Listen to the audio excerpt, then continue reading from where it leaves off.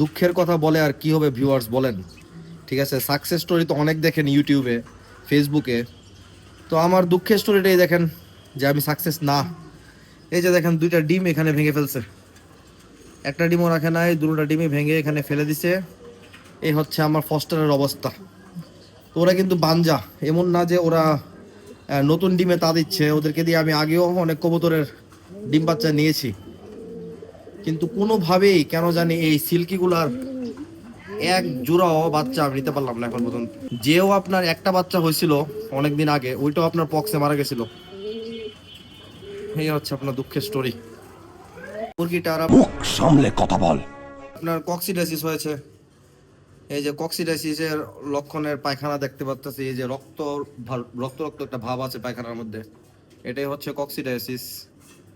যদিও এটা হয়তোবা ফার্স্ট অথবা সেকেন্ড পর্যায়ে আছে বর্তমানে। আজকে ওষুধ দেবো এটাকে, দিলে আশা করি ঠিক হয়ে যাবে। কবুতরগুলোকে গোসলের জন্য ট্রে দিয়ে দিয়েছি, পানির সাথে মিশিয়েছি পটাশ।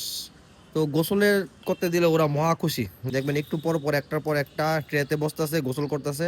এই দৃশ্যটা আমার কাছে খুব ভালো লাগে দেখতে।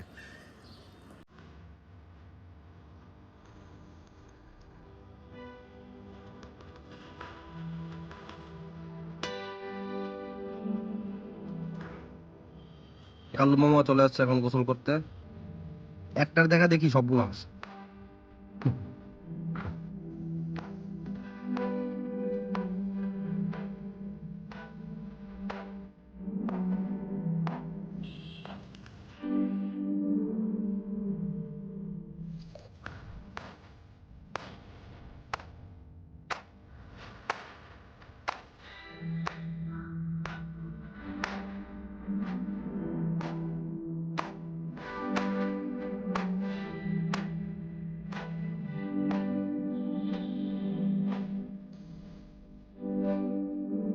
এদিকে সবাই খাওয়া দাওয়া করতে ব্যস্ত।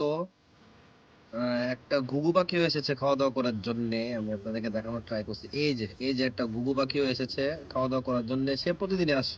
ওরা হচ্ছে আমাদের ছাদের অতিথি।